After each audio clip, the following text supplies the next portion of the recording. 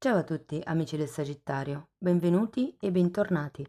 Io sono Ilaria e su questo canale parlerò di tarocchi, metafisica, spiritualità e quant'altro possa essere d'aiuto ad ognuno di noi per il proprio percorso di crescita personale e spirituale. Bene, mostrami Sagittario, tendenze energetiche e romantiche per la seconda metà di luglio 2024.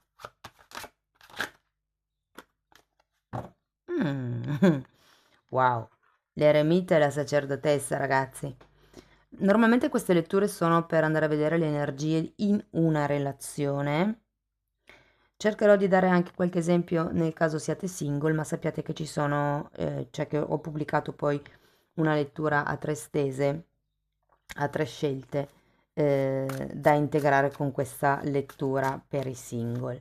Però qui con l'eremita e la sacerdotessa ho proprio l'idea che c'è come una sorta di solitudine o di ultra indipendenza o di sì, di anche se siete in una relazione ho come l'idea che vi sentiate single. Ecco, questo è un po' il sunto con queste due carte. Andiamo a vedere di che cosa si tratta nello specifico con i tarocchi. Vi ricordo come sempre che comunque le letture sono generiche, sono per un collettivo. È facile che non risuoni tutto. Se non risuonasse nulla, se voleste completare il messaggio, potete ascoltare l'ascendente o il segno lunare. Per capire come unire questi oroscopi ho pubblicato una guida, la trovate sotto in descrizione e sempre in descrizione trovate anche l'indirizzo email nel caso vogliate contattarmi, trovate il link ai corsi gratuiti presenti sul canale e il link alle previsioni per il secondo semestre del 2024. Ce n'è una generale, una sull'amore, una sulla crescita spirituale e una sul lavoro. Allora, partiamo da un asso di bastoni, l'appeso,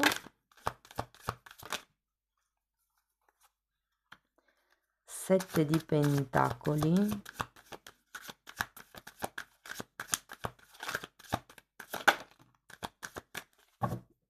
10 di bastoni,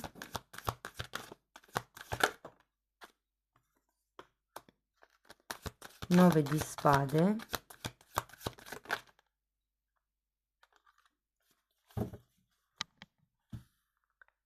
9 di bastoni e qui abbiamo la luna e il carro.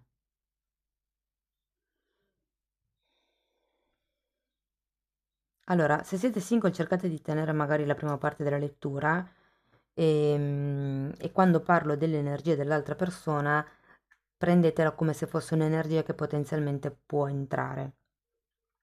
Se invece avete in testa qualcuno, questa è la lettura per voi. Allora, devo dire che ho la sensazione, anche vedendo queste carte, il senso di solitudine o di isolamento o di essere da soli è ehm, per quello che riguarda il portare avanti questa relazione. È un po' come se vi sentiste da soli nel portare avanti la situazione. Perché vi dico questo? Perché qua abbiamo l'appeso e il 7 di pentacoli, che sono due carte di fermo, e qui invece c'è una carta di azione, di movimento.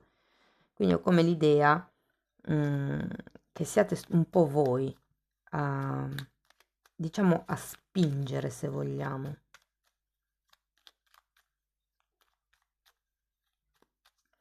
Andiamo a vedere l'asso di bastoni.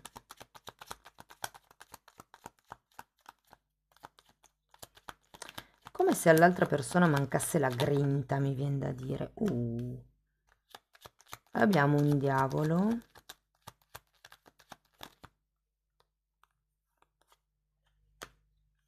e un 4 di spade. Ho la sensazione che qualcuno cerchi di risanare una relazione o una situazione con il sesso.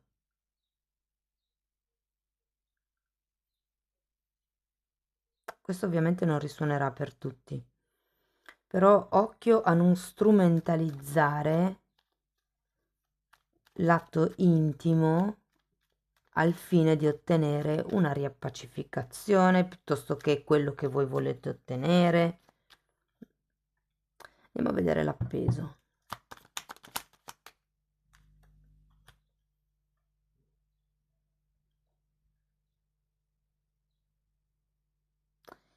Ragazzi, per qualcuno ho la sensazione che potrebbe esserci qualche teoria, dinamica di comportamento, dinamica di pensiero legato all'intimità che con questo diavolo al contrario crea qualche blocco, mi verrebbe da dire. Ok, andiamo a vedere un'altra carta per l'appeso. La prima carta che è uscita è un 8 di pentacoli.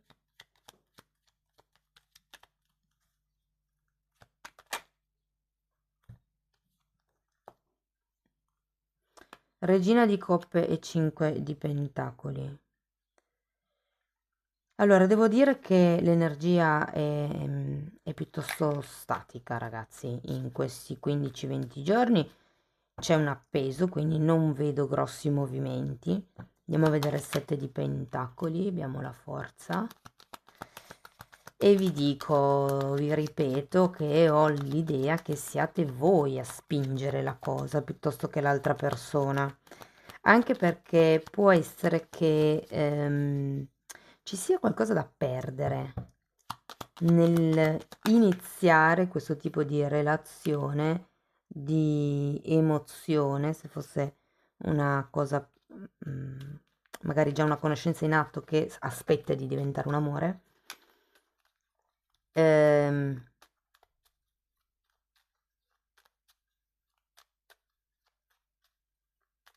Guardavo che qui ci sono due assi.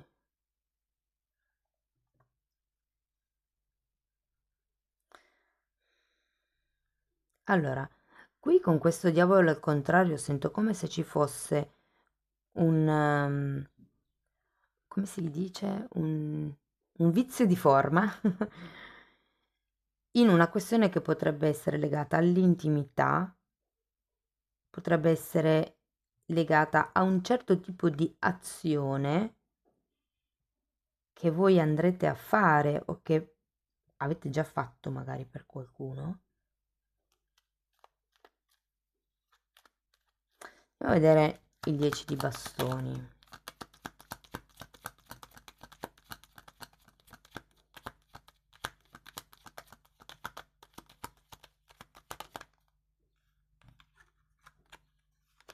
Mm. Appeso e 6 di bastoni. Voglio andare a vedere anche questo 9 di spade.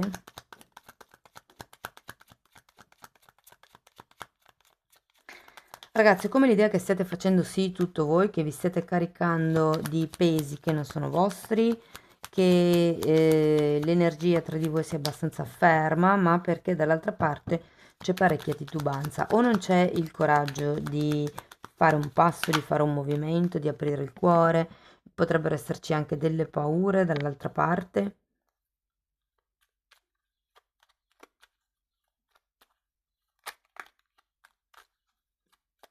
Potrebbero anche esserci dei figli di mezzo dall'altra parte. Però qui ho come l'idea,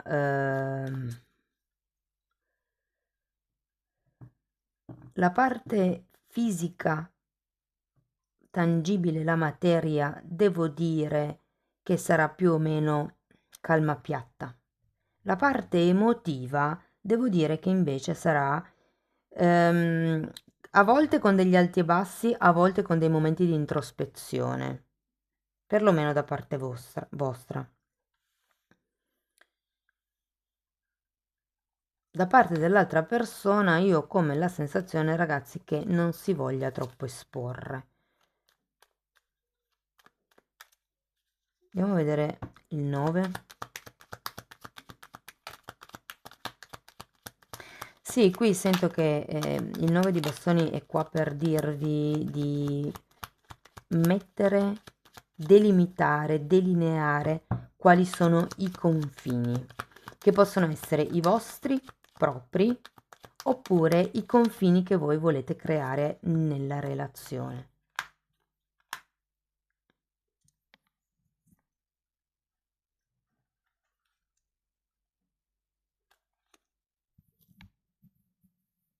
Vi dico, sento molto il fatto che questo tipo di lavoro dei confini sia molto utile per voi in prima persona.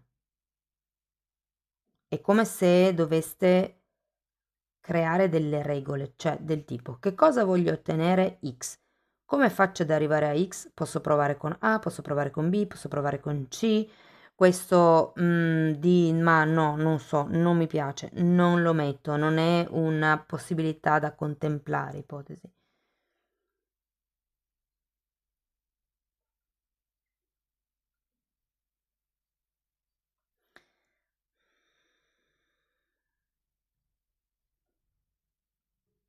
Ho l'idea. Allora, datemi un'altra carta per il diavolo.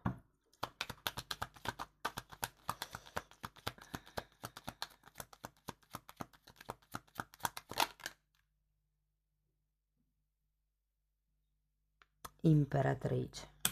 Ancora una.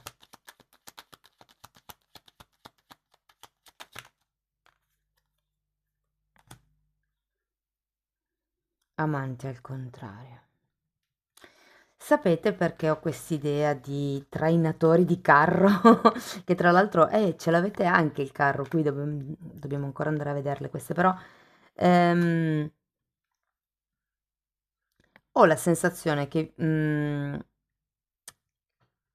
siate, come dire, su due vibrazioni diverse, nel senso che in realtà voi sentiate questa spinta, questa chimica, questa voglia di fare, la passione, però in realtà ho come la sensazione che poi chi vi percepisce dall'altro lato riceve un altro messaggio.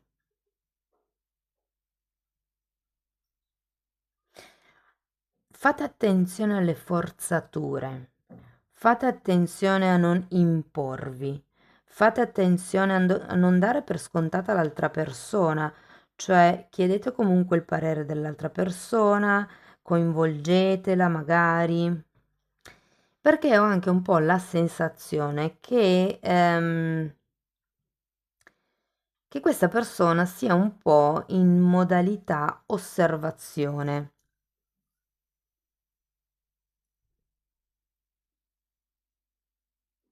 Ma poi no, c'è bisogno di stabilire dei confini qua. Andiamo a vedere ancora una carta per la luna e una per il carro.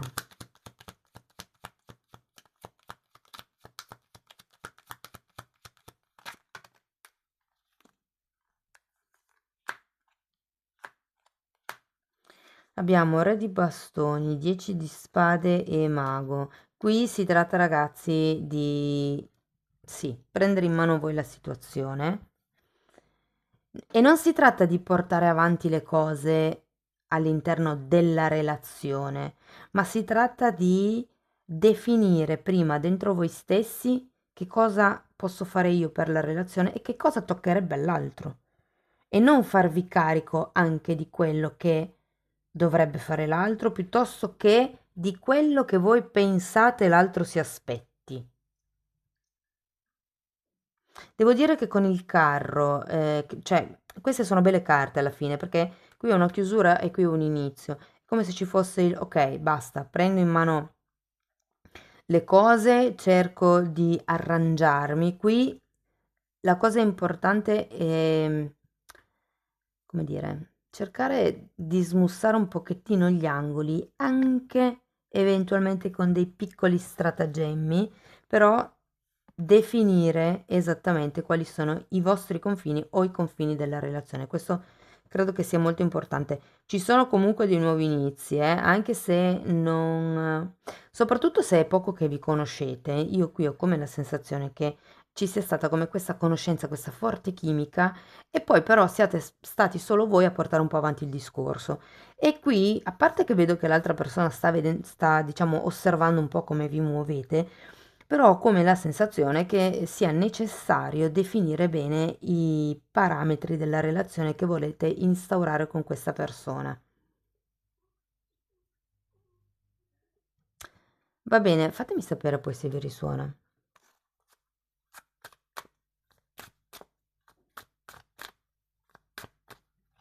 Andiamo a vedere ancora un ching dell'amore. 2.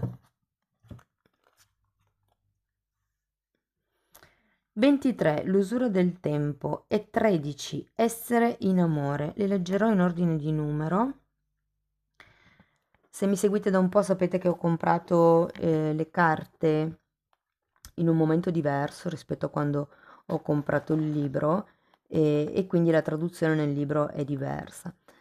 Allora, nel libro la prima carta, quindi essere in amore, viene tradotto come l'unione degli uomini, e la spiegazione è: la vera solidarietà e amicizia nasce quando lo scopo da raggiungere è collettivo, comune a tutti gli esseri viventi. Allora non c'è il pericolo del prelevare di scopi particolari, e in questa piena reciproca comprensione si può affrontare con successo qualsiasi tipo di impresa. Naturalmente la comunanza umana non deve essere una mescolanza eterogenea di persone e interessi, ma un procedere nella stessa direzione, verso una stessa meta, di persone che conservano ciascuna la propria identità e autonomia. Non trasformatevi nella nutrice dell'altra persona, o non so come si dica, beh, al maschile non credo che esista questa parola. Comunque, ehm, non assumetevi responsabilità che non sono vostre, fondamentalmente. Meglio ancora se si trova una persona energica, perseverante, di idee chiare, che sappia guidare e trascinare con il suo esempio gli altri verso questo scopo comune. Che è un po' quello che vi sento tipo fare da guida, ma con dei limiti. Fare da guida non significa fare le cose al posto degli altri, ma piuttosto guidare gli altri su come farle. Dopodiché abbiamo la carta numero 23, che qui viene chiamata l'usura del tempo, mentre nel libro viene chiamata la frana. E la spiegazione è: nella situazione attuale siamo oggetto di attacchi insidiosi da parte di persone mediocri e meschine. Costoro hanno conseguito innegabili successi e sono riusciti a sopraffare i migliori, sostituendosi ad essi. Questo non è un fatto straordinario e imprevedibile, anzi rientra in quella specie di legge ciclica che vuole la prevalenza periodica dei mediocri. È un alternarsi, insomma, di meglio e peggio, e non ci veniamo a trovare in questo e noi ci veniamo a trovare in questo secondo periodo. Poiché esso è temporaneo, ci conviene attendere la sua fine senza impazienze e non avventurarci in alcuna impresa. Ricordiamoci che per evitare la rovina dobbiamo avere una larga base, poggiare su robuste fondamenta di amicizie e di solidarietà. Le otterremo con la generosità e la bontà, e potremo sempre contare, anche nei periodi più sfavorevoli, sull'appoggio di molti amici fedeli. Che interessante. Bene, amici del Sagittario, questo è quello che avevo per voi. Spero che comunque la lettura vi sia stata di ispirazione, che vi abbia dato degli spunti su cui riflettere. Fatemelo comunque sapere nei commenti. Se avete piacere di sostenere il canale potete mettere like, potete iscrivervi, condividere il video, potete anche lasciare una donazione. Se volete iniziare un percorso di crescita con me, vi invito ad abbonarvi al canale, oppure a scrivermi una mail. Detto questo, io vi ringrazio di essere stati qui con me, vi mando un abbraccio e ci vediamo nei prossimi video. Ciao ciao!